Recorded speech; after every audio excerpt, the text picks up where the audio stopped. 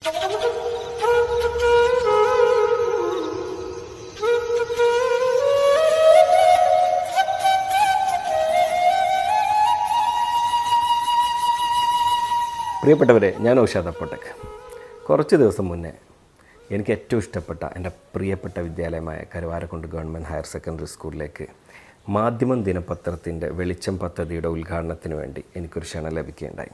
സത്യം പറയട്ടെ, ഒരുപാട് വർഷങ്ങൾക്ക് ശേഷമാണ് ഞാൻ എൻ്റെ സ്കൂൾ ക്യാമ്പസിലേക്ക് കിടക്കുന്നത്. എനിക്ക് അവിടെ ഒരുപാട് മാറ്റങ്ങൾ ഫീൽ ചെയ്തു. ക്യാമ്പസിൽ, സ്കൂളിലെ ബിൽഡിങ്ങുകളിൽ, കുട്ടികളുടെ മനോഭാവങ്ങളിലൊക്കെ ഒരുപാട് മാറ്റം ഫീൽ ചെയ്തെങ്കിലും ഒരു മാറ്റവും ഇല്ലാതെ ഇപ്പോഴും നിൽക്കുന്നത് അവിടെയുള്ള അധ്യാപകരുടെ മനസ്സാണ് എന്നുള്ളത് തിരിച്ചറിയാൻ കഴിഞ്ഞു. തെറ്റിദ്ധരിക്കേണ്ട, ഇപ്പോഴും അധ്യാപക വിദ്യാർത്ഥി ബന്ധത്തിൻ്റെ ആ ഊഷ്മളത നിറഞ്ഞു നിൽക്കുന്നതായി എനിക്ക് ഫീൽ ചെയ്തു.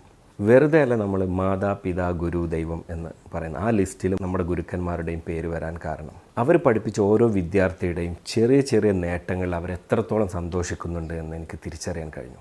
അതുപോലെ തന്നെ ഇപ്പോൾ കറൻ്റ്ലി അവർ പഠിപ്പിച്ചുകൊണ്ടിരിക്കുന്ന കുട്ടികൾക്ക് കിട്ടാവുന്ന ചെറിയ ചെറിയ എന്തെങ്കിലും നന്മകൾ ഉണ്ടെങ്കിൽ അതിനെ പരിപോഷിപ്പിക്കാനും ഈ ഒരു പത്രത്തിൻ്റെ ഈ മാധ്യമം പത്രം ചെയ്യുന്ന ഇനീഷ്യേഷൻ അത് കുട്ടികൾക്ക് വായനാശീലം വർദ്ധിപ്പിക്കാൻ, പ്രത്യേകിച്ച് ഈ കാലഘട്ടത്തിൽ വായന കുറഞ്ഞുകൊണ്ടിരിക്കുന്ന ഈ കാലഘട്ടത്തിൽ അത്തരം ഒരു ഇനീഷ്യേഷൻ മാധ്യമം പത്രം എടുക്കുന്നതും അത് എങ്ങനെയാണോ അവിടെയുള്ള അധ്യാപകന്മാർ സന്തോഷത്തോടു കൂടി അത് സ്വീകരിക്കുന്നതും അതിന് കൊടുക്കുന്ന വാല്യൂ എത്രത്തോളം ആണെന്ന് എനിക്ക് തിരിച്ചറിയാൻ കഴിഞ്ഞു. വളരെ സന്തോഷമുള്ള ഒരു സമയമാണ്. നമ്മുടെ കുട്ടി, ഈ സ്കൂളിൻ്റെ പൂർവ്വ വിദ്യാർത്ഥി ഏറ്റവും നന്ദിയും അതുപോലെ അഭിനന്ദനവും അർഹിക്കുകയാണ്.